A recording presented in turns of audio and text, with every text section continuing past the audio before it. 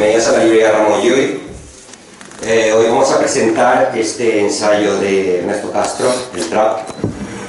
Este acto lo realizamos contra la asociación Valencia Pensa, que hace un festival de filosofía el mes de junio, en el que ya estuvo Ernesto y que también pasó algo similar, que se llenó mucho. Y para hablar del libro nos acompaña también el escritor y músico Ricardo Romero. Nada, yo les cedo el paso ya y gracias a todos por venir. Hola, buenas tardes a todos y a todas. Gracias por venir, joder, cuánta peña. Pues nada, vamos a hablar de trap. Y nada, me gustaría empezar por el principio. ¿Cómo conocí a Ernesto Castro? Suena a serie de Netflix. Pues bueno, yo conocí a Ernesto gracias a un libro maravilloso que publicó, de título maravilloso además, contra la posmodernidad, quiero recordar. Luego, bueno, nos mandamos amistad por Facebook y tal, y luego coincidimos, nos desvirtuamos en unas jornadas en la facultad en Valencia de teoría política y demás, que recuerdo que vino Domenico Lo Surdo, Dios lo tenga en su gloria. Y por todo esto tengo que decir que el libro me ha sorprendido muchísimo, ¿no? Porque se trata de un libro intrínseca e inequívocamente posmoderno. Y es posmoderno por muchos motivos, ¿no? Principalmente pues, por la lectura sociopolítica que hace del trap y de sus letras, por la visión feminista, y pongo enormes comillas, que hace muchas de las trap queens y sus letras. Y en ocasiones no solo es posmoderno, me voy a atrever a decir que a veces hay lecturas abiertamente neoliberales, ¿no? de nuestra realidad social y cultural. El libro comienza con la pregunta del millón, ¿no? ¿Qué es el trap? Y hay un montón de explicaciones y de argumentos. Creo que la que más se ajusta a la realidad, o con la que yo más estoy de acuerdo y está muy bien traída, es la definición estrictamente musical, ¿no? El trap, pues bueno, es la base de hip hop que se ha ralentizado, se ha bajado el BPM hasta, si en el hip hop son entre 90 y 100 BPM, en el rap pasa a 50, 60, luego tenemos un montón de bajos súper sintetizados, tenemos el famoso bombo de la famosa caja de ritmos 808, y bueno, musicalmente se renuncia al sampleo, se renuncia al sampling, a los samples de soul y jazz y demás, típicos del hip hop más clásico, y digamos que es como una especie de hip hop ralentizado con electrónica, ¿no? Así a grandes rasgos. Luego, claro, la cosa se complica cuando intenta definir el trap desde un punto de vista de la actitud, del mensaje, del discurso, ¿no? O incluso de la ideología. Creo que en ese sentido no es nuevo, ¿no? Todo el discurso creo además, hay un momento del libro, no sé en cuál, porque hay un montón de anécdotas, hay un montón de entrevistas rescatadas, hay un montón de momentos del trap en este país que son innumerables, pero creo que es, no sé si Young Beef o que dice, ¿qué es el trap? Y tú, pues el trap es una bolsa de marihuana en un aeropuerto o algo así, ¿no? Tengo que decir que esto no es nuevo, ¿no? Este tipo de discurso y este tipo de actitud ya se daba en el hip hop desde mediados de los años 80, ¿no? El discurso del rap de bandas, del traficante, del chulo jugador, matón, perdonavidas, que defiende su negocio en la calle, en la esquina, y todo este rollo, ¿no? De hecho había un subgénero dentro del hip hop que era el gangsta rap, que bueno, se alimentaba de eso, ¿no? Y ya en su momento, en aquella época, pues grupos de Nueva York, de la costa este, ya cuestionaron ese tipo de discurso, ¿no? Gente como Public Enemy, gente como KRS-One, posteriormente Wu-Tang Clan, Nas, ¿no? Todo lo que es la costa este, y además también ya se daba dentro del propio gangsta rap, pues todas estas rencillas y todos estos beefs. Yo recuerdo la frase legendaria y lapidaria de Eazy, fundador de NWA, que le decía en una canción a otro, tú eres un gángster de estudio, ¿no? Y eso es algo que ya se daba, ¿no? Estos piques ya, original, yo soy el original gángster, gritaba Ice-T. Hay que decir que aunque en Estados Unidos es muy viejo esto, lo que comenta Ernesto en el libro es que está muy bien traído, tiene toda la razón. En el Estado español no se había producido este tipo de discurso, ¿no? El rap en el Estado español pues surge, por lo menos el rap serio, de todo el rollo de Torrejón de Ardoz y Alcorcón y tal, los poetas violentos, incluso grupos más festivos como la PP y demás. Ese tipo de discursos era algo completamente tabú, ¿no? O sea, era un discurso más social, incluso antifascista, como el que hacían los poetas violentos y tal.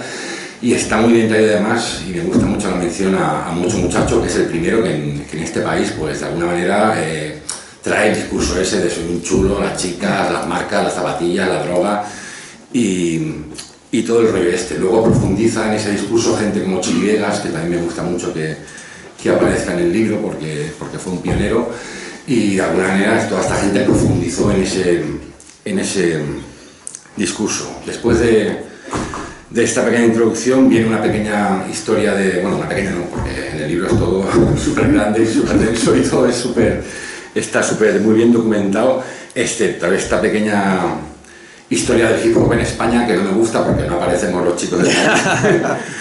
Y no sé, después de 14 años de carrera y tal, pues me toca un poco la moral. Pero hay un momento, después de esa historia del hip hop, que hace un repaso, pues eso, desde esto que comento de los poetas violentos y la OPP hasta grupos más recientes. Hay un momento muy interesante que plantea en el libro, que es cuando los traperos o el rap de alguna manera quieren romper con el trap, ¿no? Y ahí hay un punto de inflexión. De alguna manera los traperos quieren, en palabras de Freud, quieren matar al padre, ¿no? Hay un punto de inflexión que es el famoso Yemagate, que es cuando De Gómez, no cuando De Gómez le parte la cara a uno de los miembros de ¿es MD Click? MD Click. No cuando lo hace, sino cuando lo cuenta, ¿no? Que es lo realmente interesante, que es, bueno, pues el tío tiene mucha gracia y lo cuenta de una forma muy jocosa y tal, ahí comiendo espaguetis en un vídeo, y ese es uno de los puntos de inflexión en el que, pues eso, los traperos quieren romper con su pasado rap. Hay otro de los puntos que yo incluiría como momento de... Sí, aléjate un poquito. Sí. Me estás metiendo al bombo. Hay otro momento que yo lo incluiría en esa ruptura del trap con el rap que a Ernesto se le pasa, o no sé, o a ver qué opina, que es cuando Young Beef, en un tema con Cooking Soul, paradójicamente además con una base de bombo caja, super hip hopera, noventera, cocinando filete, creo que es el tema, dice algo así como no me compares con violadores, compárame con los chichos, ¿no? Violadores del verso. Y creo que ahí es otro punto de esos de inflexión en el que el trap quiere romper con el rap de toda la vida, con el papá, ¿no? Yo añadiría otro punto de inflexión de esa separación, que sí que lo comenta en el libro, que es mi famoso beef con Zetangana. Yo lo hubiera incluido aquí, ¿no? como uno de esos puntos de inflexión en el que el trap quiere romper con el rap. Tras esta gran introducción, pues el libro hace paradas en lo que son los pilares fundamentales de todo este fenómeno, ¿no? Primero con Purgan y Los Santos, bueno, todo lo que es Young Beef, Khaled, de Gómez y demás. Después hay otro capítulo dedicado a Cecilio siempre gana. Después hay otro dedicado a Tangana, y por último hay un repaso a todo lo que es el fenómeno este de las trap queens y el feminismo este que al que le pongo comillas, luego lo debatiremos. Y tengo que decir que esta primera parte del libro es la que más me ha sacado de mis casillas, ¿no?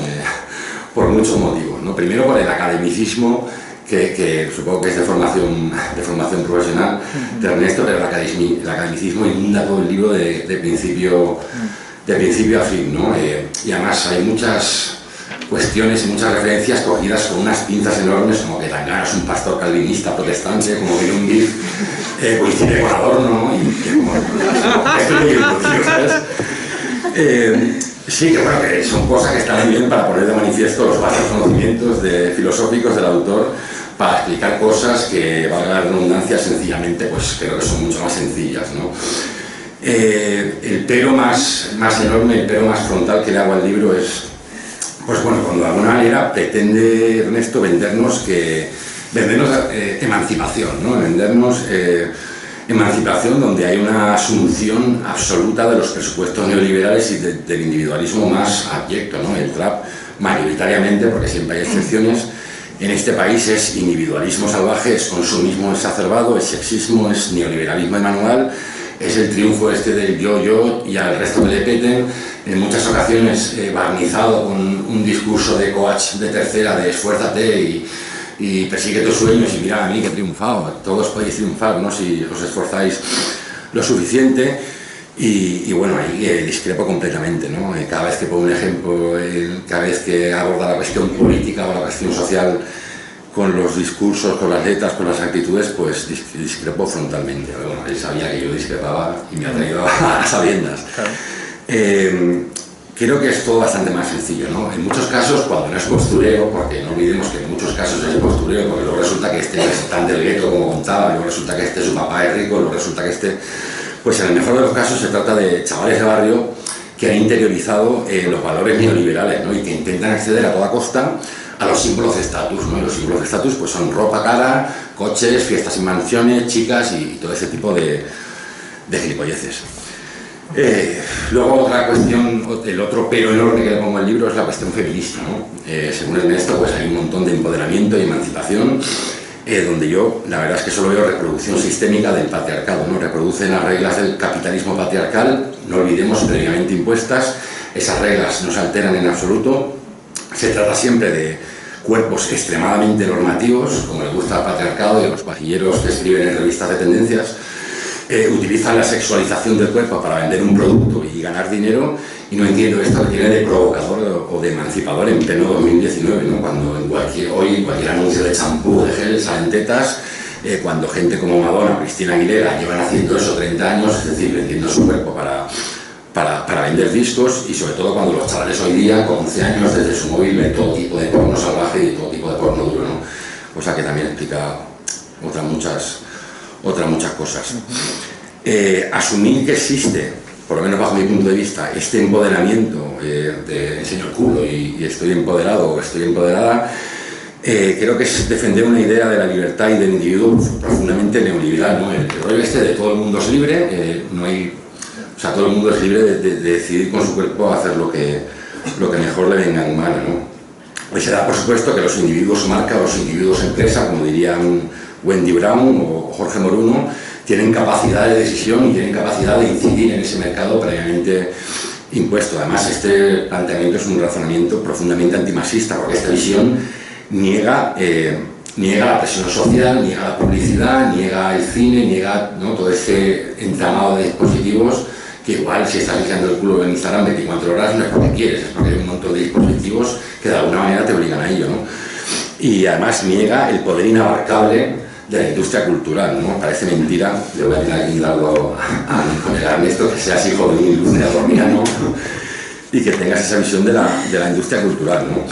Y hablando de marxismo, hay una cosa que me tiene loco en el libro, ¿no? Es la cuestión que la quiero traer a colación, la cuestión de las uñas largas, ¿no? Porque se comenta bastantes veces a lo largo del libro, y Ernesto nos plantea que las uñas largas es una cuestión de estatus, ¿no? Las uñas largas como la triunfadora que ha logrado escapar del barrio, que ha logrado escapar de la clase obrera, porque con ese tipo de uñas pues no puede hacer un trabajo manual, ¿no?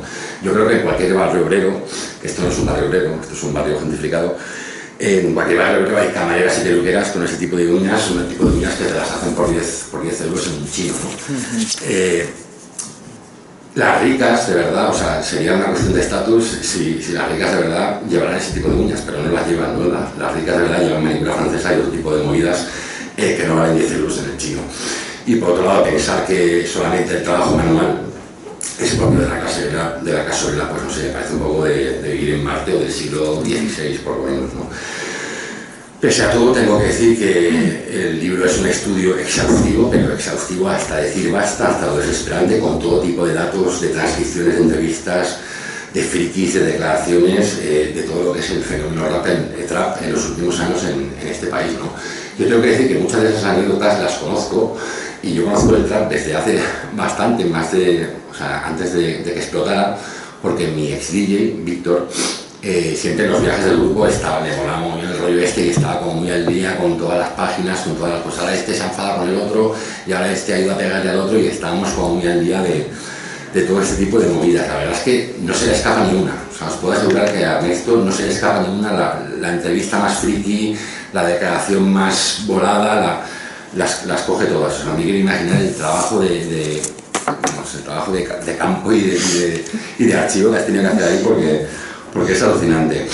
Luego está la segunda parte del libro, que me gusta mucho más, porque a ver, la primera parte del libro es, pues, bueno, pues habla de Purgan, habla de las trap queens, habla de Tangana, y es como una especie de, guau, el trap es lo más, el trap es lo mejor, el trap es la hostia. O sea, no hay un pero al trap en la primera parte del libro, ¿no? Es todo como la hostia, ¿no? Creo que la segunda parte es mucho más sincera y de alguna manera pues reconoce que, bueno, que al final en realidad no es para tanto, ¿no? Y por una anécdota buenísima que a mí particularmente me encanta, que es cuando dice que muchos de sus alumnos en clase no saben quién es Zetangana, pero saben que son sus memes, ¿no? Y esto es como, joder, muy significativo. Luego al final también hace una analogía muy potente, un poco tramposa, pero potente, que compara el trap con Podemos, ¿no? Y os voy a transcribir, de forma literal. Dice, del mismo modo que Podemos quiso ser el nuevo PSOE y se quedó en la nueva Izquierda Unida, el trap aspiró a ser el nuevo pop y se convirtió en el nuevo indie, ¿no? Y esto es muy interesante lo que dice, porque por lo menos más allá de las redes sociales, más allá de las visitas y de las redes sociales, que es el hábitat natural del trap, fuera de ahí cuesta mucho encontrarlo, ¿no? Más allá del Sonar y de festivales como Sonar o Primavera Sound, donde están los artistas de rap dando conciertos, ¿no? Es un poco como... Está todo como muy en el aire, ¿no? Es todo como muy gaseoso. Y ahí quiero puntualizarle también una cosa que dice, que muchos de los traperos están ya en el mainstream, y yo puntualizaría que de los que aparecen en el libro, a excepción de Rosalía, por supuesto, el único que creo que es mainstream es Zetangana. Los demás están ahí como que sí que no, y ser mainstream, o sea, son palabras mayores, significa sonar en la radio, significa un número de ventas, un número de escuchas, un número de... Madre mía. Y sí, de alguna manera se ha convertido en el indie, ¿no? Porque aparece el trap siempre en ese tipo de revistas, pues lo que viene a ser Vice, Playground, El País de las Tentaciones, y este tipo de festivales muy concretos, ¿no? Y al final la frase esa me la subrayé porque es como, joder, al final parecía que se iban a acabar el mundo, pero han terminado pues siendo la banda sonora de cuarentones modernos que van a sonar a, no sé, iba a decir una burrada, pero me la voy a callar. Luego, por último, y esta puña sí que esa conciencia, porque me molesta mucho, no deja de ser curioso que el único grupo de música urbana o trap que no aparece en el libro de mujeres es Tribade. ¡Qué casualidad! Claro, Tribade son feministas y Tribade son comunistas. Y pasa otra cosa, Tribade no sale medio en pelotas en los videoclips, ¿no? Y no pasa solo en este libro, pasa también el otro día, creo que era en El País de las Tentaciones, o casualidad también, había un especial sobre trap queens y todas las muchachas estas traperas, y salían un montón de grupos, como salía la típica Badía y tal, un montón de niñas que yo no sabía quién era, y por supuesto no aparecía Tribade, ¿no? Y me toca bastante la moral, ¿no? Y creo que no salen en este libro por la misma razón que en este tipo de revistas de tendencias y demás. Los artistas que aparecen en este libro aparecen cada 2 por 3, mientras La Raíz no existe, un grupo como La Raíz no existe, pese a que metió 25.000 personas en Madrid. Por la misma razón por la que Mundo Sonoro, el mes en el que KCO sacaba su esperado primer álbum en solitario, que estaba haciendo más, estamos hablando de Dios, ¿vale? Ese mes decidieron darle la portada a Boracén en vez del disco de KCO. O sea, son cosas como que... porque la mayoría, y ahora para terminar, la mayoría de artistas que aparecen en este tipo de revistas, que aparecen en este libro, en su mayoría se limitan a sustentar en muchas ocasiones, bajo mi punto de vista, de forma vergonzosa el orden actual existente y su modelo económico. Por eso gustan tanto en El País de las Tentaciones y este tipo de revistas. Y porque, para terminar, la tan cacareada y repetida hasta la saciedad frase que nos dice que el trap es el nuevo punk, lo dice gente que le gustan los Sex Pistols pero no sabe quién es The Clash. Muchísimas gracias.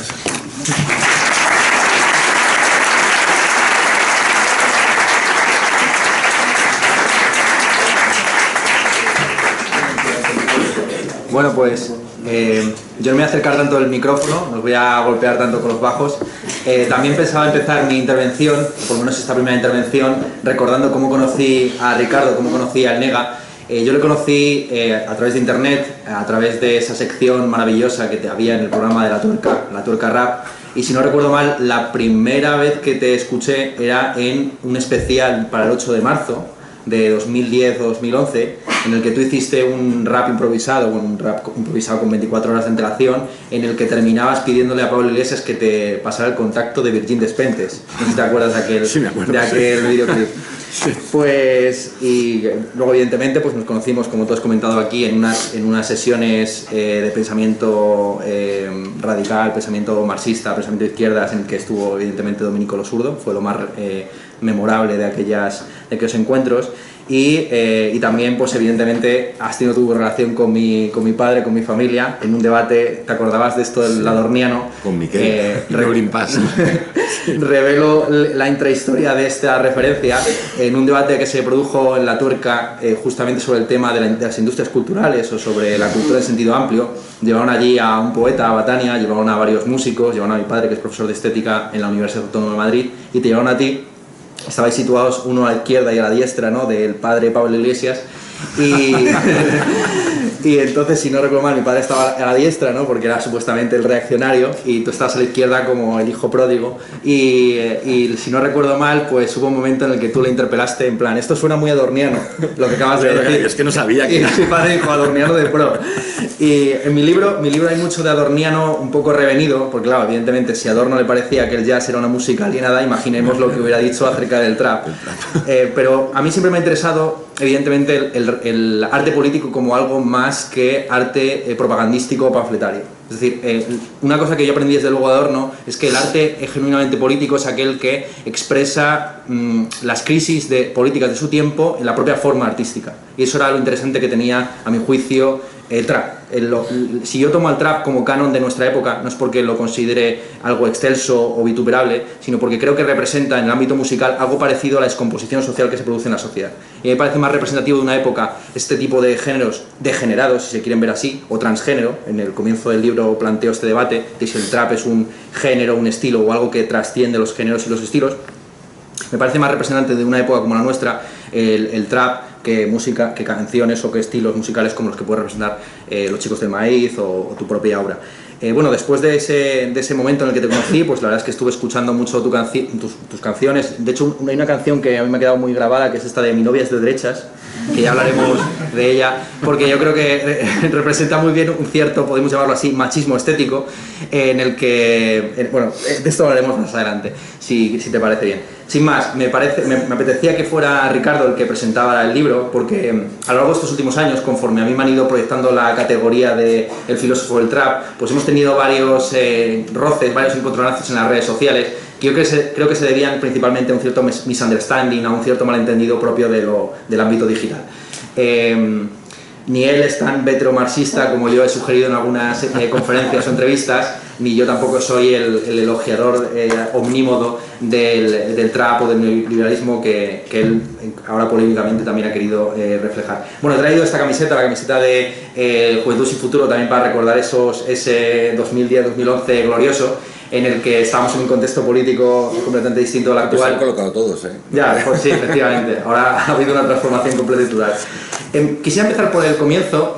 Ha señalado Ricardo que el libro es profundamente posmoderno y yo tengo que reconocer que es así, pero no en el sentido militante del posmodernismo. Es decir, yo no hago una defensa del posmodernismo a la manera de lo que puede hacerlo un Baudrillard o un Lyotard, que sí que son, por así decir, intelectuales orgánicos del posmodernismo, como no solamente lógica cultural del capitalismo tardío, sino como destrucción de las metanarrativas, imposibilidad de la utopía, de la acción política, etc. Yo sí que me sitúo dentro de una corriente del posmodernismo, que es una corriente crítica, una corriente marxista, dentro de la cual se puede incluir Alex Kalínikos, dentro de la cual se puede incluir Frederick Jameson, ¿no? La perspectiva de Jameson de, al mismo tiempo, analizar la cultura de manera desprejuiciada y no moralizar acerca de la industria cultural del presente, sino ver también los elementos utópicos en lo que parece profundamente alienante de la cultura actual, pues es un poco mi actitud.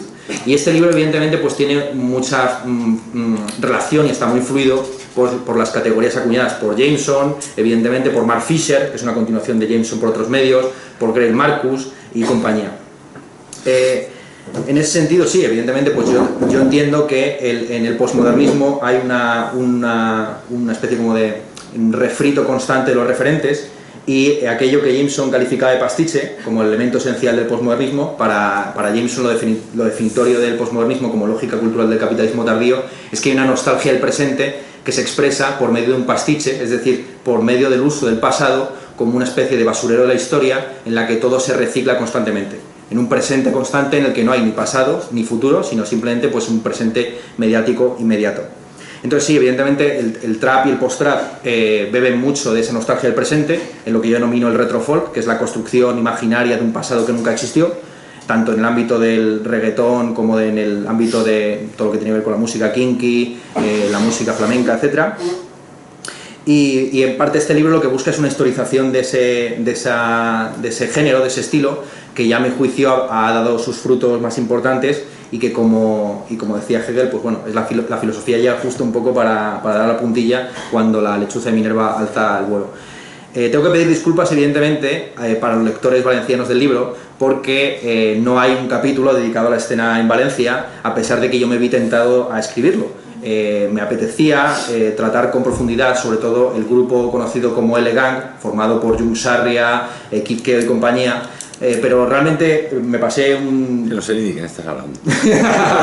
Kid Keo seguro que lo conoces. Sí, pero es... Bueno, no, Jung Sarria es uno de Benidorm que hace cosas que no están del todo mal, pero bueno, es el grupo formado en torno a Kid Keo, vamos a decirlo así.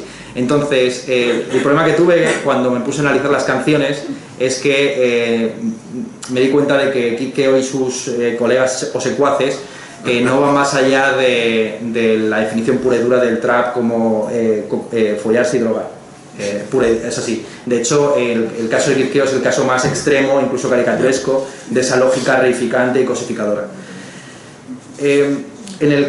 Aquí en la Comunidad Valenciana hay como dos polos de lo que es la música trap. Por un lado, este género que yo llamo levantino o levantisco, ¿no? Representado por Jung Sarria, por Kid Keo, donde es la lógica extrema del consumismo capitalista, y por otro lado, esa otra crítica endógena del capitalismo representada por el trap emo.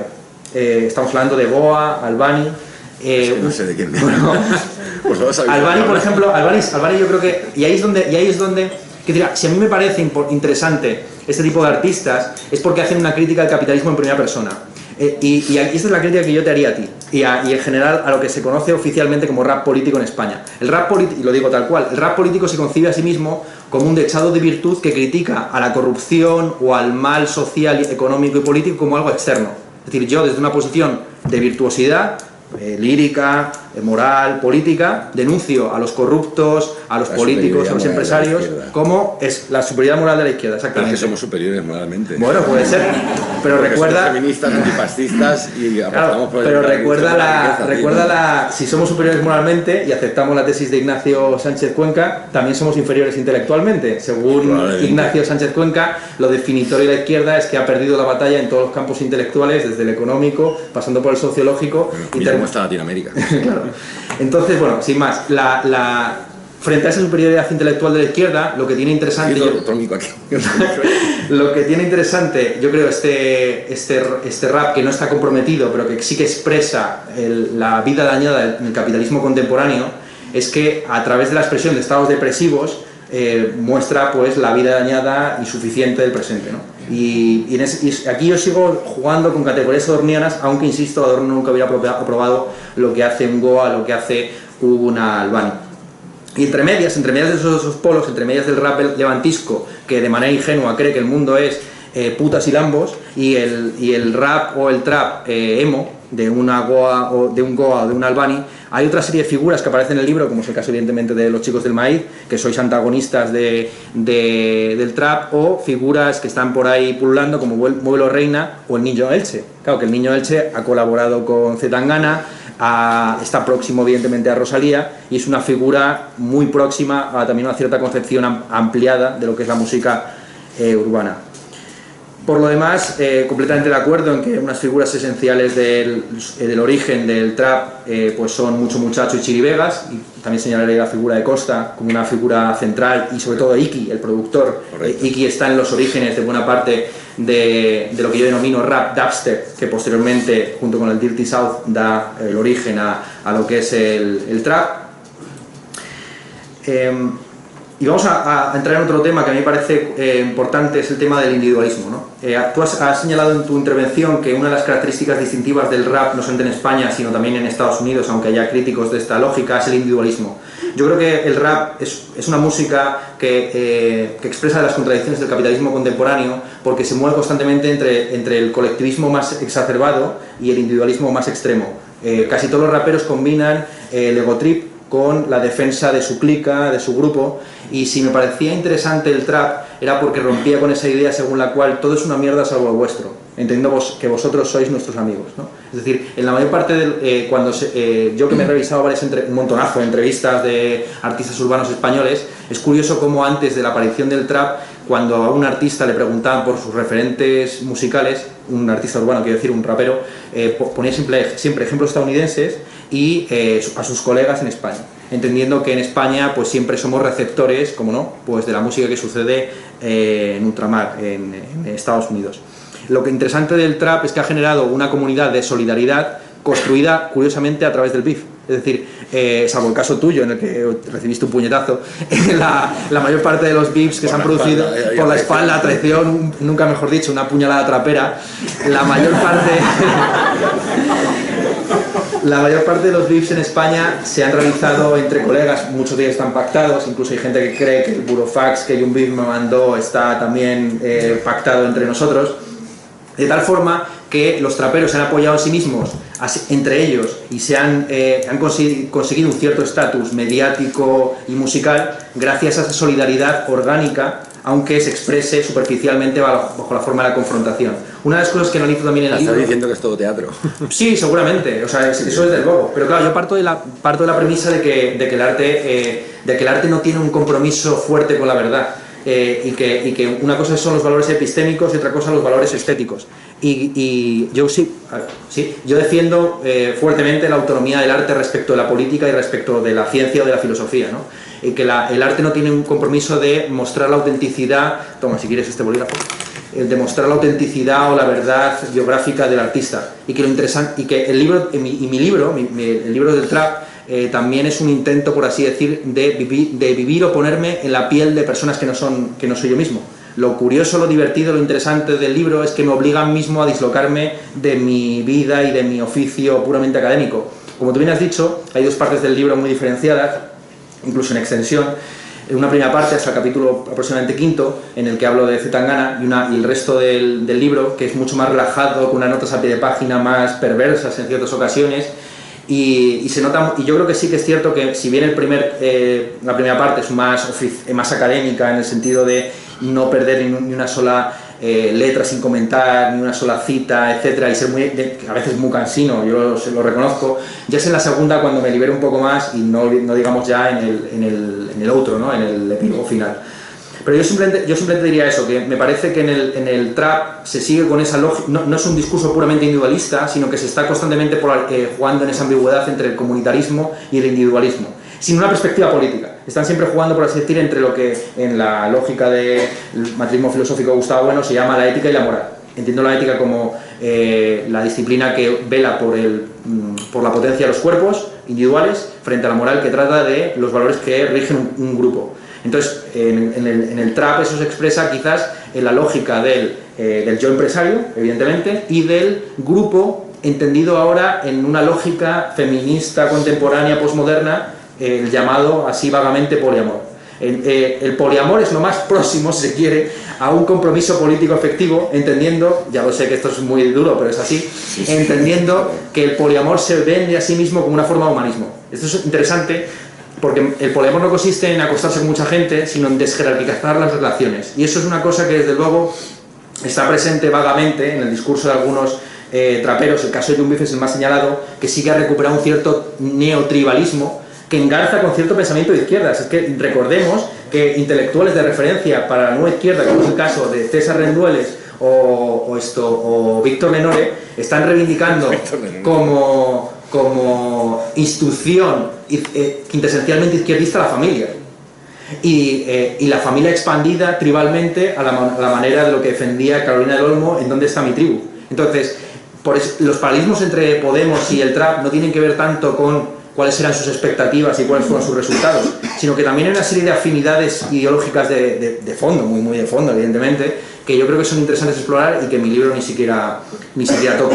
En cuanto a la cuestión de si es feminista o no desnudarse y cantar en bolas al lado de un rapero vestido hasta las cachas, pues yo también señalo que esto en realidad no es sino una continuidad, una evolución, una expresión más de un viejo tropo estético, la mujer como algo salvaje, natural, que debe mostrarse en su pura desnudez, frente al hombre que debe estar siempre velado y bien vestido, y esto es algo que se arrastra desde el concierto campestre de Tiziano, pasando por el almuerzo en el bosque de Manet, y que llega hasta el presente, como a las canciones de 50 Cent, y de ahí hasta el trap. Pero yo no estaría de acuerdo con que los cuerpos que aparecen en el trap son todos normativos. Hombre, evidentemente el de Bad Gyal sí, el de la Zowie sí, pero el de la que primero se puso a reivindicar el reggaetón dentro de esta escena, que fue Miss Nina, yo creo que en su caso no se puede hablar, en el caso de Giorgetta, no se puede hablar de un cuerpo heteronormativo estándar. Además, la forma en la que ella tiene de abordar lo que es ella y otra serie de reggaetoneras como Tomasa el Real, lo que ellas denominan el neoperreo, aunque, si bien es cierto que no es una concepción de la música esencialmente izquierdista, sí que tiene una visión más inclusiva de lo que es este género musical.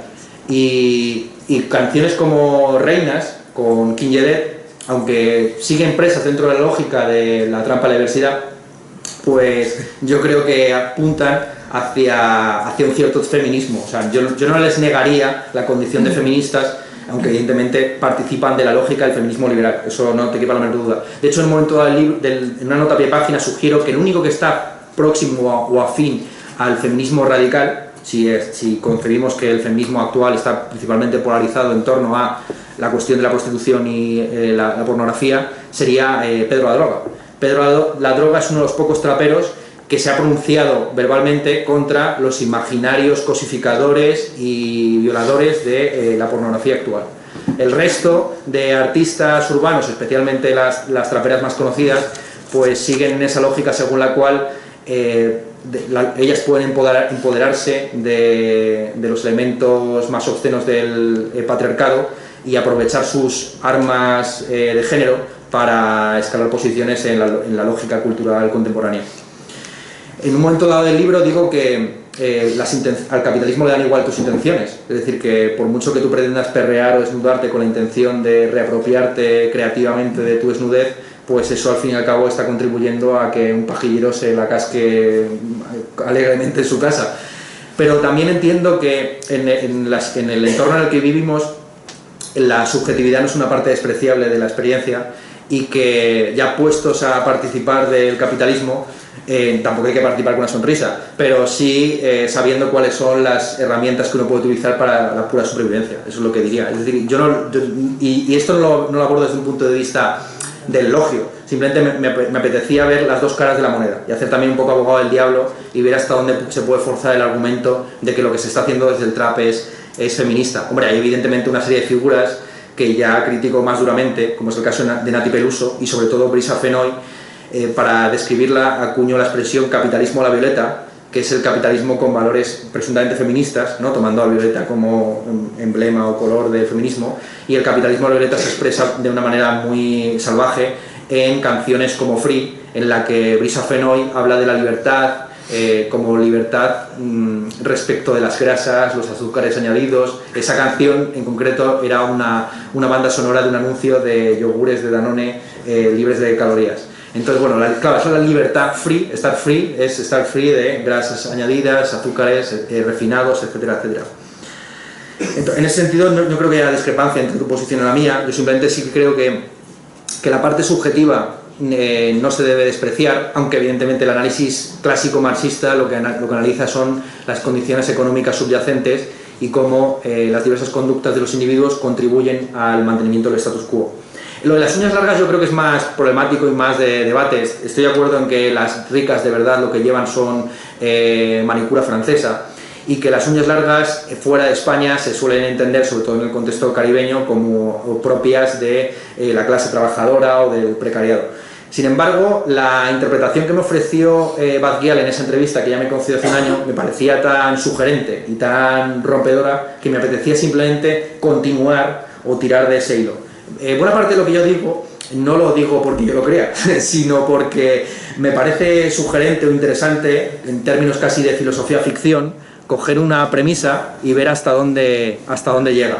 Y en este caso, a lo largo del libro. eso sucede en el libro, ¿no? El libro un montón de veces. Claro, si el libro de 400 páginas, a lo mejor el 70% de ellas, insisto, son simplemente vamos a tirar de este hilo a ver hasta dónde llega. Acepto la crítica de no haber mencionado a Tribade en el libro. El grupo que sí que aparece a modo de descargo es Ira Rap, quienes han sido calificadas de trap. La razón por la que no aparece Tribade es porque a mi juicio no es trap. Los únicos artistas urbanos que no son traperos, salvo Zetangana, evidentemente, con esta polémica que siempre ha tenido él con la categoría, que aparecen en el libro, son los que se han posicionado o bien en contra o bien han sido incluidos por la razón que fuere. Por ese motivo pues menciono a Ira Rap, porque en el documental o en la docuficción Trap, Star, ¿cómo se dice? Kinky Stars, se las incluye como si ellas fueran traperas cuando no son nada de eso. Y lo que yo reivindico, evidentemente, es que raperas como Ira Rap y Gata Katana pues tienen su propia autonomía y evidentemente funcionan en una lógica distinta a la exhibición corporal pues de una Zowie o de una Bad-Gyal. No obstante, a mí sí que me parece interesante cómo la Zowie ha desemantizado el término puta. Mi posición es la siguiente: la Zowie no es una feminista liberal clásica que esté a favor de la prostitución, de su regulación o de su incluso de, qué sé yo, de la figura del putero, sino que ella, más allá del debate sobre abolición, regulación de la prostitución, lo que hace es darle al término puta el verdadero significado exclamativo que tiene en castellano. Es decir, en castellano el término puta de hecho funciona más como un señalizador, como un vocativo, que como un término peyorativo, despectivo. No en balde, el mayor de los elogios y el mayor de los insultos contiene la palabra puta en su interior. Esto está de puta madre y eres un hijo de puta. Las dos expresiones refieren a una realidad materno-filial atravesada por la más antigua de las profesiones, y en un caso de manera positiva o meliorativa y en otro caso de manera negativa o pues crítica, ¿no? Y lo que yo vengo a decir, y apoyándome de hecho en cómo la Zowie utiliza el término puta, es que puta puede funcionar como joder en castellano, ¿no? Que simplemente es un exclamativo, un vocativo. Por lo demás, no estoy de acuerdo en que las artistas urbanas que más destacan sean las que más hacen uso de su cuerpo en un sentido sexual del término. A nivel internacional eso no se sostiene, por ejemplo, con figuras como es el caso de Billie Eilish. Billie Eilish me parece una figura muy curiosa, muy interesante, porque casi siempre aparece con una estética medio gótica, sin mostrar ni siquiera el canalillo, por no decir que no sonríe nunca ante las cámaras, y sin embargo esa figura se ha convertido en una figura tan de referencia internacional como puede ser en España Rosalía. Hombre, Rosalía evidentemente sí que ha coqueteado más con esa estética de la desnudez, pero no tanto como el caso de la Zowie o Bad-Gyal, lo cual muestra cómo al status quo capitalista le sigue arrastrando una cierta ética puritana y protestante, donde la desnudez femenina está bien vista dentro de ciertos límites, ¿no? Y que si uno se pasa demasiado en la caricatura y asume como propia la categoría de la prostituta o de la zorra, puede ser, no censurada evidentemente, sí excluida de la lógica mercantil empresarial. La Zowie ha dicho en varias ocasiones cómo ella no ha podido acceder a ciertos contratos con empresas de publicidad precisamente por llevar el estigma, si se quiere ver así, de hablar de la prostitución de una manera tan explícita. Por lo demás, bueno, ya he dicho, completamente de acuerdo. Es cierto que el trabajo manual, que en la clase trabajadora no se define solamente por el trabajo manual, y de hecho algo tan alejado de la clase trabajadora como es el trabajo intelectual, pues también te involucra un gran trabajo manual, es decir, es al fin y al cabo un trabajo de escritura. Si uno se deja las uñas muy largas, pues no puede escribir. Y no sé, siento terminar tan en falso, no tengo un gran redoble de tambores con el que terminar este primer round del encuentro el Nega Ernesto Castro. Simplemente, pues de nuevo agradecerte tu intervención y supongo que tendrás ahora momento de réplica. Sí, bueno, me gustaría que la gente participara y demás. Dos cosas. El otro día estuve en Bruselas, donde está exiliado Antoni, que está exiliado porque queda en la cárcel, no porque no le hacen contratos de marcas comerciales. Quería dejar esto claro. Déjame bolígrafo. Comentábamos con uno de los chavales de la organización, del Tinglado, el tema de los grupos y solistas. Y yo, preparándome esta charla, me di cuenta que la mayoría de artistas de trap son solistas. De hecho, cuando ha habido grupos como Purgano, les ha funcionado casi mejor en solitario, corrígeme tú porque estás súper al día, no, creo que por lo menos a mí me da la sensación de que tanto a Young Beef como a de Gómez y tal les ha funcionado mejor en solitario, ¿no? Y todas las trap queens son solistas, ¿no? Y creo que eso es bastante significativo y creo que enlaza muy bien con esto que te comentaba del individualismo, ¿no? Es tan individual todo que no hay grupos, son todos solistas. Por otro lado, quería comentar lo de Tríbade. ¿Por qué no aparece Tríbade? Porque no es trap. O sea, aparece el niño de Elche, aparece Rosalía, pero no Tríbade. O sea, a mí no me... Sí, claro, es que tenemos que decir que es trap o que es música urbana, porque es que lo de la música urbana es una etiqueta tan amplia que cabe hasta...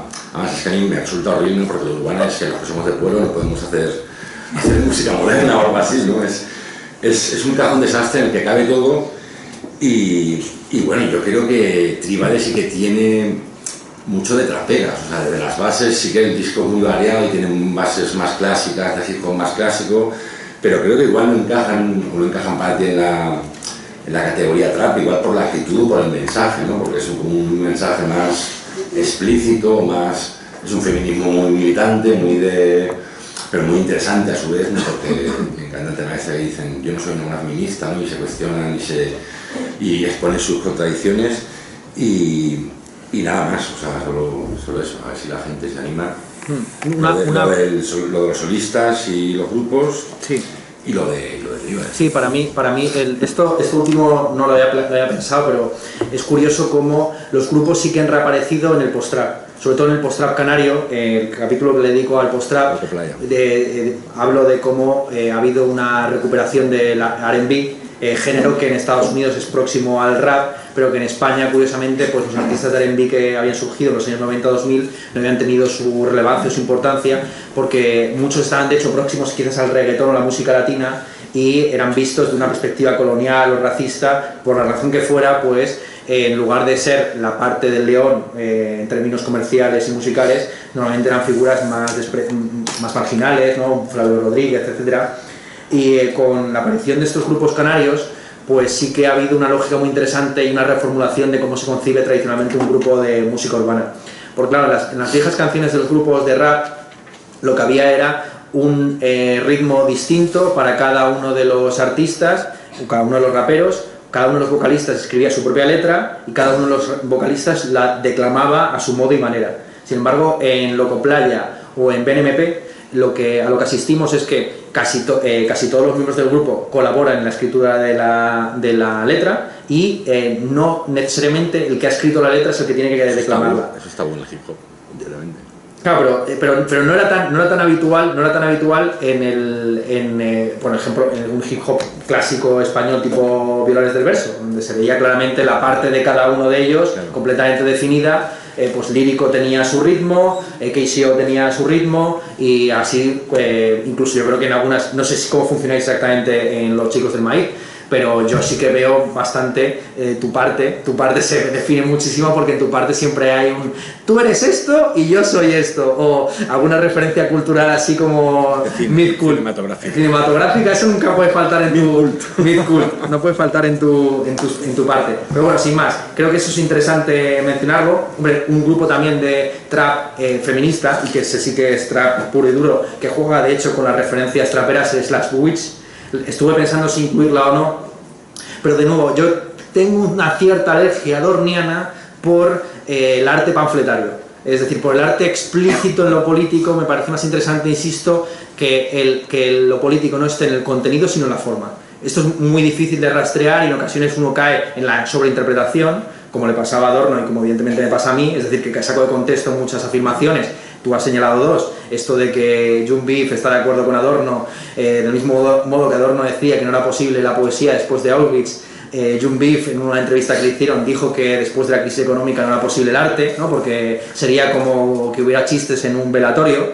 Y es cierto que a veces peco de interpretosis, precisamente porque, por así decir, concibo la crítica como una forma de arte también, ¿no? Es decir, entiendo que la crítica no consiste simplemente en la creación de un mapa a escala 1:1, donde uno simplemente refleja lo que ya existe en una realidad previa, sino que la crítica tiene un componente creativo, artístico, en el que uno coge ciertos materiales que estaban ahí afuera y los intenta trabajar con ellos también artísticamente.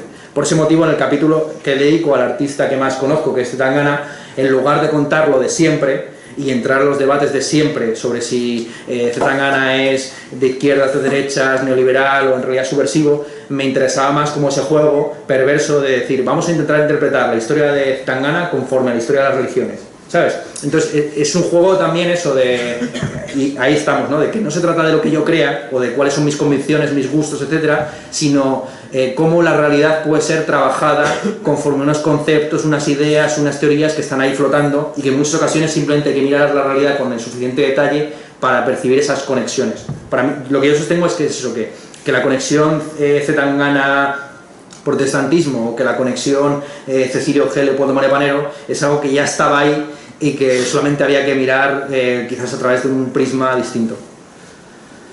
Bueno, pues supongo que podemos ir a, salvo que tengas algo que comentar, ir a la ronda de preguntas e intervenciones.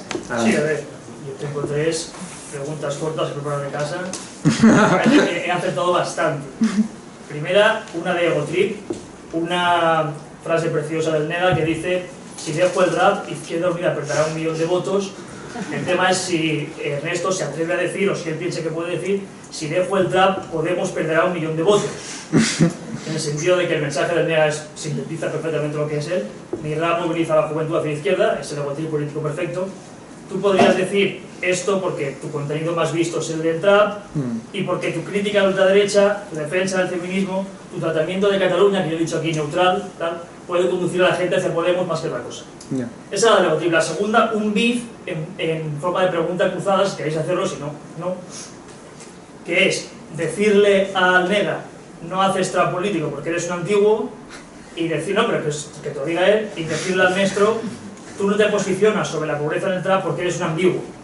O sea, básicamente, decirle al Nega que es un pureta y a Ernesto que es un orejonista, un moderado y tal. No os hago la pregunta directa porque Nega me dirá que no lo hace por identificación, por gusto personal, porque lleva 15 años haciendo rap y no le apetece cambiar y tal. Y no le hago la pregunta directa a Ernesto porque me dirá que depende de la perspectiva. Me dirá que puede ser positiva si es una visibilización sociológica sana de la pobreza, que puede ser negativa si es una utilización fetichista con atractivo clasista y tal, o me dirá que es neutral si es una sublimación estética de autenticidad. ¿Me entiendes lo que te digo? ¿Me entiendes mejor que yo? Y después la última, la más extensa, que peca un poco del academicismo que decía el Nega, pero me apetece, si te interesa, si te parece entretenido. Tú comparas Jean Beef y Pedro la Droga con poetas. Jean Beef con Charles Baudelaire, por bohemio y tal, me imagino, y Pedro la Droga con Paul Celan, por su realismo, por lo que sea. Entonces, a mí me gustaría que hubieras hecho tú, mostrando tu academicismo y tu tal, una comparación negativa entre trap y filosofía, entre traperos y filósofos. Por ejemplo, Zetangana sería Ayn Rand, por su defensa del capitalismo, aunque uno lo hace por su ganancia propia y otro por principio, pero bueno. Cecilio G sería Nietzsche, por su relación con la locura, aunque uno antes de su actividad y otro después. Jean Beef sería Jean-Paul Sartre, por su existencialismo ácrata, aunque uno a través de la droga, otro a través de la revolución. Y porque están casados con un icono feminista, Zoe, que sería Simone de Beauvoir, aunque una lo hace como ataque irónico a sí misma y otra como una defensa seria. Y siguiendo con esto, una cronología del trap español mediante la filosofía. ¿Quién sería Marx? Viene ahora. Esto sí que es un poco un juego, si te apetece hacerlo, sería tu capítulo número 10 o un ensayo nuevo que harías. Tal, que es una cronología de los 10 más importantes. Tales sería Dudu, porque Tales viene de la matemática de la filosofía, Dudu de la televisión al trap. Tales cree que la energía es el agua, y es mentira, es el átomo, y Dudu cree que la droga es el cannabis cuando nos da cocaína, la droga Sócrates sería Lori Money, porque critica mediante el... No, si quieres luego te lo dejo y improvisas algo, no te las puntos. Sócrates sería Lori Money, por su crítica mediante la ridiculización. Aunque Lori Money se critica a sí mismo, Sócrates al otro. Sería esa comparación negativa que quiero que hagas, que estaría bonita para divulgar filosofía, divulgar tal, lo que sea. Platón sería Katie Kane, porque nos enseñó la caverna, con el famoso vídeo oscuro, y porque expulsó a los poetas, a los raperos y tal. Yo pensaba que harías esto en tu libro. Por eso se me ocurrió. Cuando vi que compararlos con poetas, digo, hostia, yo me esperaba algo más humorístico y filosófico. Hostia. Averroes de Chanet, por la defensa del Islam, aunque ella lo hace con postureo y él lo hace con teorización. Descartes desde la fuente, que esto sí lo comentas tú, por la defensa del sujeto, uno mediante la mezcla, y mezclo lo que quiero, y otro mediante la duda y tal. Marx es Caixo, no es lo único que he encontrado así, por la defensa del socialismo. De Van Navalla, de los gallegos. Es que estoy perdido. Estás muy fuera. Es trap político, pero suena incluso a Tecnopan. Es un trap extraño, ya lo sabes. Marx es Caixo, aunque Caixo defiende el socialismo, un poco de espectáculo y más consciente social y tal. Kinder malo es Nietzsche, por la inversión de valores, del amo y del esclavo, en el caso de Kinder malo, de la marginalidad a la normalidad. Eres un trap normal. ¿Sí? Aquí ya hay... Sí, por mí sí, yo estoy a favor de las ponencias paralelas. Me queda poco, sí. Heidegger sería Basquiat por la incomprensión como atractivo, aunque Basquiat simplemente por su habla y Heidegger por la lógica científica. Wittgenstein sería Pin Flaco, por el cambio que sufre. Pin Flaco pasa de un lirismo a un sensacionalismo, del trap al indie, y Wittgenstein de un logicismo a un humanismo. Lo que no sé es si allí al fondo se está percibiendo la magistral ponencia que está haciendo este señor. Porque claro, aquí los que estamos en la caverna profunda, pues estamos nos lo estamos gozando. Pero no sé si... ¿Se está escuchando? A ver, hacedme allí. No. ¿Sí o no? Sí. No. ¿No? A ver, ¿estuvisteis en el 15M o no? ¿Así o así? ¿Quién no? ¿Quién, que me haga el gesto del bloqueo? Por allí hay una chica que no. ¿Quieres? Esto es No, sí, solo voy a algo. Ahora ¿Sabes qué significa eso? Ahora haces tú bien. Vale. Don Patricio sería Lyotard por la posmodernidad, postular. Don Patricio acaba con el gran mafioso. Vamos a hacerle un acto a él. ¿Me vas a perdonar? ¿Te puedo grabar? No, solo queda dos. Don Patricio es Lyotard por la posmodernidad. Don Patricio acaba con el gran mafioso y Lyotard con el gran relato. Y Rosalía es Derrida por la deconstrucción. Rosalía acaba con la autenticidad y Derrida con el sentido del texto. Pensaba que esto es lo que harías tú y si te parece interesante, pues publica un ensayo que quieras. Bueno, yo para empezar un aplauso a este señor.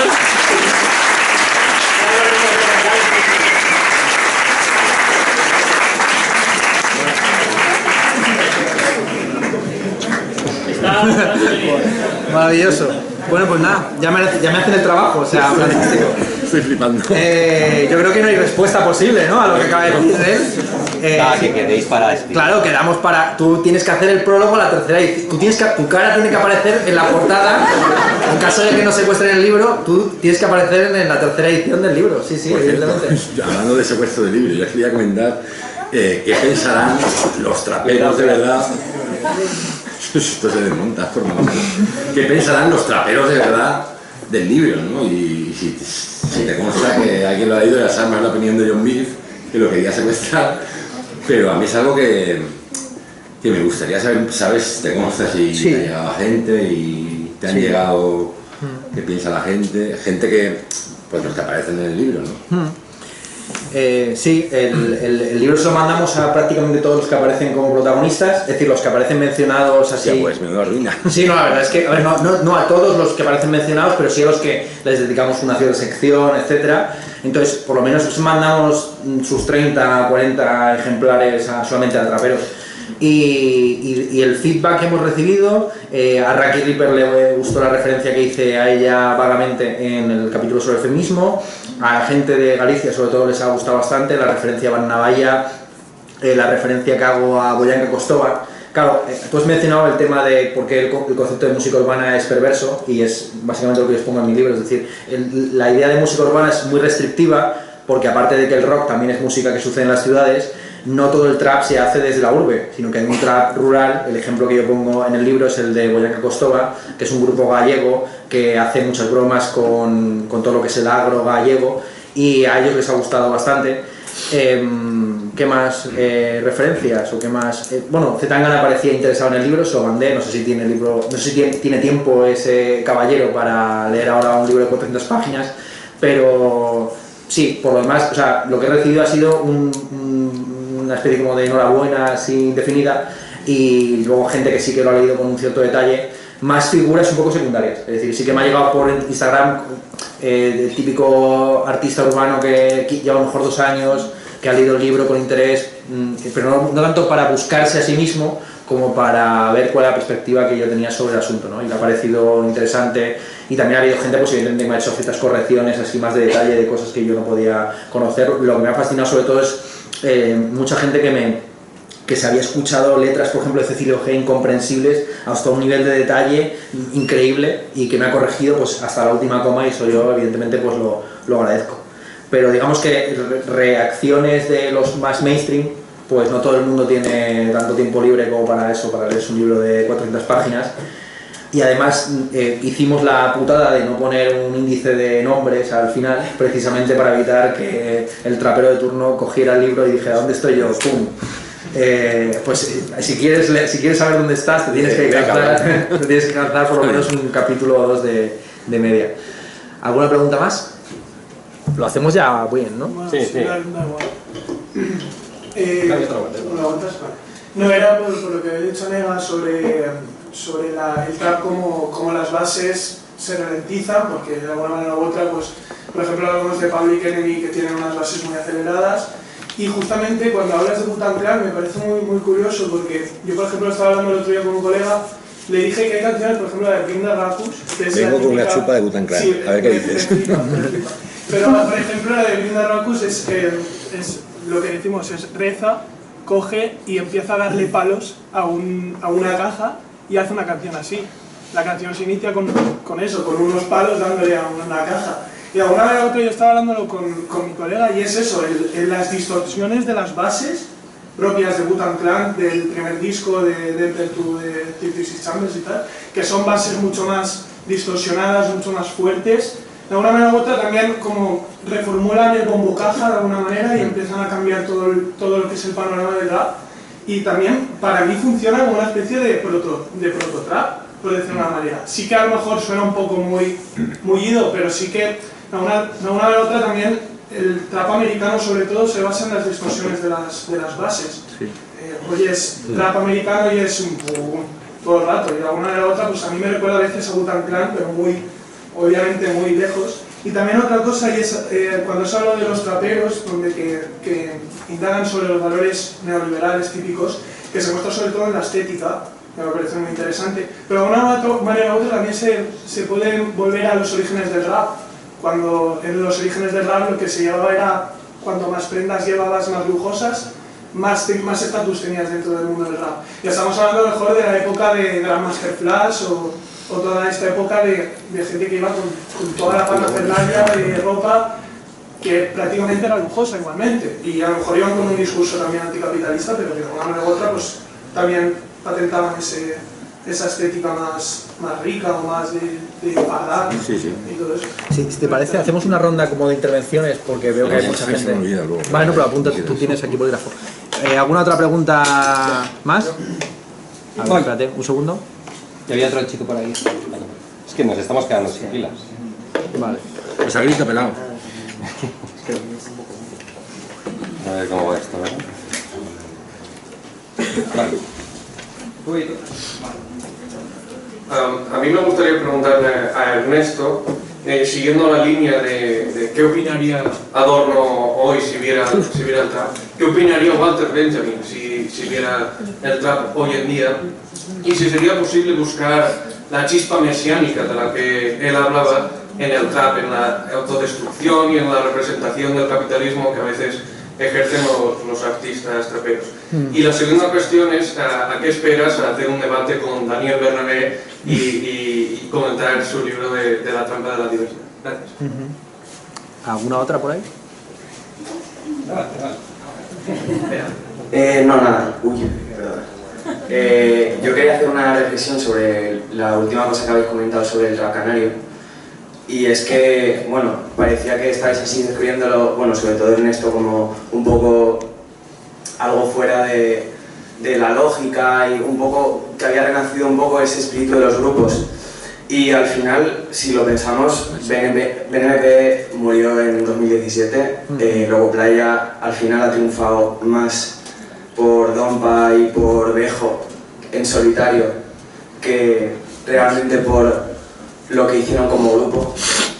Y lo que sí que podemos sacar de la escena canaria, creo, es el rollo de la solidaridad que llevan entre los artistas. Si tú, por ejemplo, ves otros artistas que están como alrededor de Cruz Cafuné, de Bejo, etc. Por ejemplo, Da Guaira.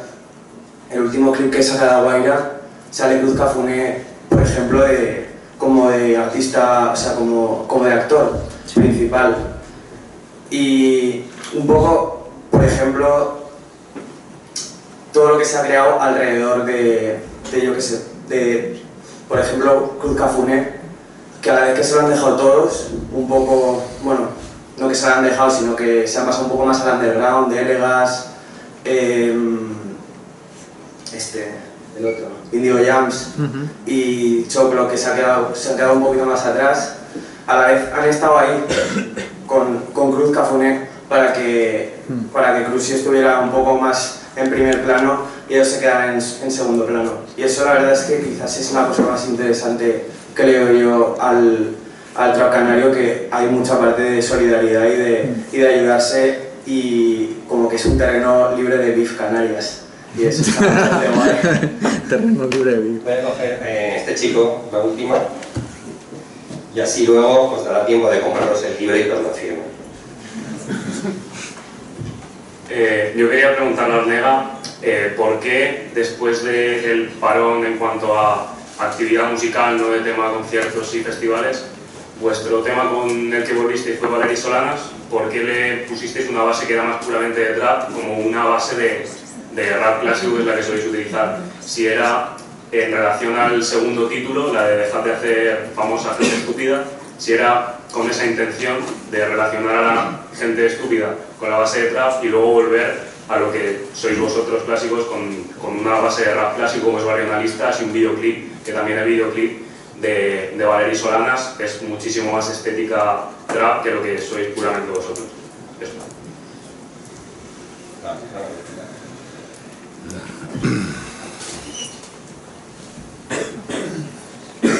Bueno, empezaron como queráis. Vale, ¿empiezas tú? Vale, sí, al compa que comentaba de Wu-Tang Clan, te lo cojo muy con pinzas, ¿no? Sí que es cierto que presentaba las producciones, apretaba los bajos y de alguna manera cambió el boom bap y ya no, o sea, cuando aparece Recetar y sus producciones cambia la escena por completo, ¿no? Pero hay un elemento fundamental que nos separa del trap, ¿no? Y es el sampling.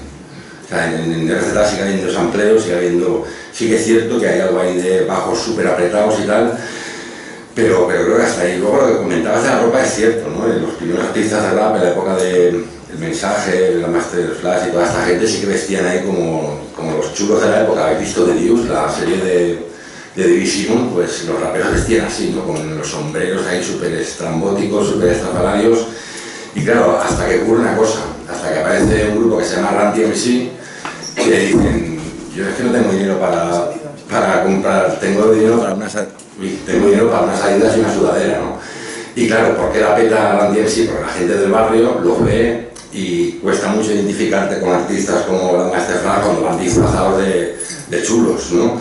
Y cuando aparece Run TMC y van vestidos como la peña del barrio, la petan de esa manera, ¿no? Hay una anécdota brutal cuando empieza a sonar la canción Adidas y tal, que hay uno de los grandes directivos representantes de la marca Adidas, pues ellos quieren que les paguen las sudaderas y lo llevan a un concierto, y a mitad de concierto le dicen, enseñad vuestras Adidas, y todo el público, miles de personas, sacan ahí las Adidas, y claro, de la marca alemana, ¿dónde hay que firmar, no?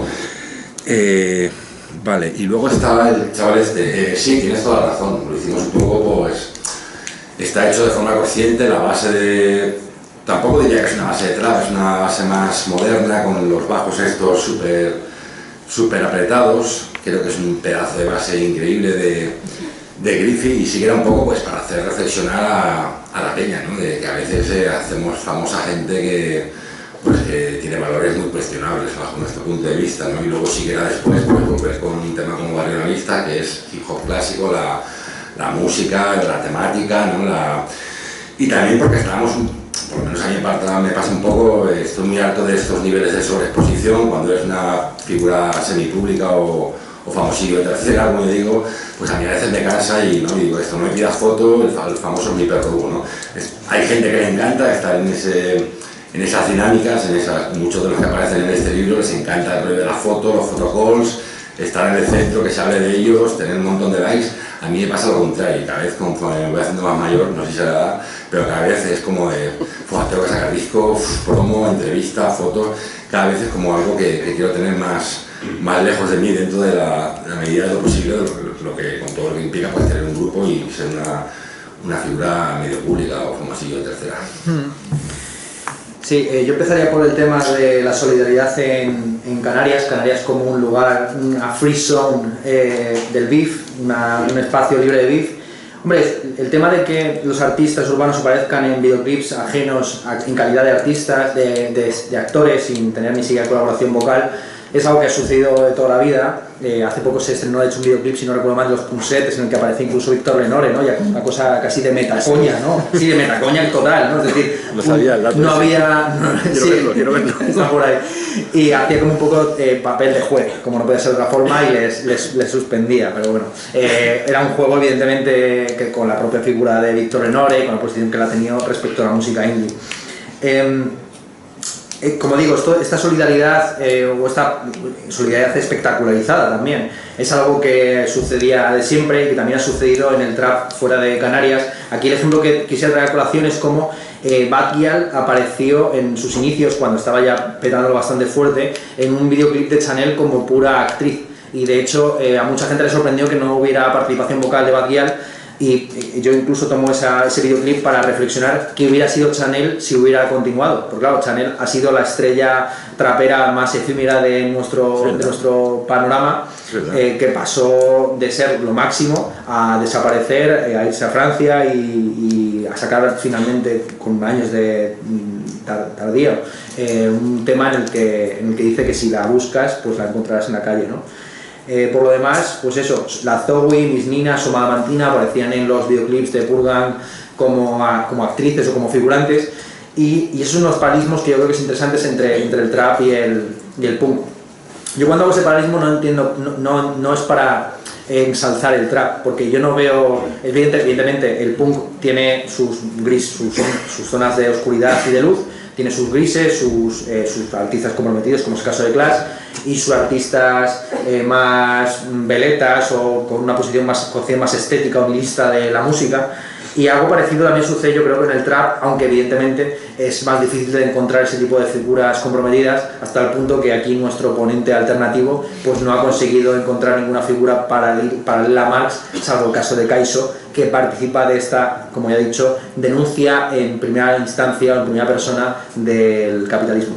Lo que yo denomino arte político participativo, ¿no? Que digamos que la parte de la denuncia o del compromiso tiene que ir más bien del lado del público que del lado del artista. Y entender la obra como una obra abierta que debe ser interpretada y en ocasiones denunciada por su público, ¿no? Dicho esto, quisiera pasar al tema de Walter Benjamin. Hombre, evidentemente Walter Benjamin es una... si Adorno seguramente hubiera despreciado el trap, Walter Benjamin no sabríamos qué habría dicho, pero desde luego hubiera enfocado el análisis del trap de una manera bastante parecida, muchísimo mejor evidentemente, a como lo he hecho yo. Es decir, mezclando marxismo con pensamiento teológico. Uno de los temas que aparece constantemente en el libro, y que a mí me ha sorprendido porque yo no tengo un pensamiento especialmente religioso, no estoy bautizado, soy ateo, etc., me considero más ateo esencial y también existencial, en la terminología de Gustavo Bueno, es la aparición de la cuestión religiosa. Es decir, cómo los millennials hay un regreso de lo espiritual, de lo religioso, bajo la forma o bien del culto a los viejos símbolos católicos, o bien bajo esa peculiar forma de religiosidad que es la astrología. Sabemos que Adorno era bastante reacio a esas formas de espiritualidad. De hecho, Adorno tenía un libro maravilloso que yo recomiendo leer a todos los que estén metidos en el tema astrológico, que es Bajo el signo de los astros. Es un libro acojonante en el que desmonta pues la ideología en fin, de la astrología, que ya está regresando, e incluso entre los millennials cala muchísimo, incluso dentro de cierto feminismo esotérico. Sí. Tiene una fuerza increíble, y yo creo que eso merecería la pena escribir Bajo el signo de los astros en el siglo XXI. Pero por lo demás sí, por lo demás yo creo que el trap se presta a un análisis benjaminiano, y el mío también es un poco afín al de Benjamin, porque tiene esas dos patas, la pata materialista y la pata, si se quiere, teológica. Y por último, pues simplemente un comentario acerca de Valery Solanas. Yo Valery Solanas lo entiendo como el último round de tu polémica con Zetangana, en la medida en que Zetangana reivindicaba la figura de Andy Warhol, vosotros reivindicáis a la feminista radical que disparó a Andy Warhol, ni más ni menos, ¿no? Pero bueno, yo es que tampoco estaba tan al día de lo que claro, de sus gustos. Pero bueno, luego enseguida nada más salió, me dijeron, hostia, que había esto, pero vamos, tampoco estoy tan... Claro, que a lo mejor inconsciente, pero claro. Aquí es donde yo reivindico, la libertad artística o creativa del crítico. Es decir, aunque no estuviera en la intención o en el conocimiento del artista, el crítico puede ver esa realidad objetiva de que por razones incluso azarosas, pues resulta que Zetangana se identifica con Andy Warhol, y vosotros con la tipa que estuvo dispuesta a matar a Andy Warhol, ¿no? Como el ejemplo del... Lo intentó muy fuertemente. Y nada, y es una de las pocas canciones en las que yo me he sentido apelado, porque claro, hay un momento en el que decís algo así como criticáis a un pajillero de 30 años que trabaja... Cuarentón, eso lo leí en el libro y dije, no, hombre, sé que no tienes 40. Vale. No, yo me sentí, dije, por fin aparezco. Aunque pueda aparecer a veces. Dije, joder, por fin, ¿no? Por fin aparezco en una canción de los chicos del Vas a aparecer en Guanchería, vas a aparecer, pero fui bueno. Con lo que a mí me gusta la pelea y el beef, pero bueno, pues nada, yo me di por aludido de esa referencia, ¿no? Cuarentón pajillero que publica en Rock Deluxe, y en la nota de página del libro digo que lo de cuarentón no se me aplica, que lo de Rock Deluxe tampoco, porque nunca he publicado en esa revista, y que sobre lo de pajillero prefiero no pronunciarme. Así que nada, yo creo que podemos terminar aquí. Muchas gracias a la librería Ramón Llull por acogernos. Muchas gracias evidentemente a mi editorial por publicarme el libro. Gracias a Ricardo por hacer la presentación, y gracias a todos ustedes por estar aquí. Ahora puedo firmar lo que ustedes quieran. Muchas gracias.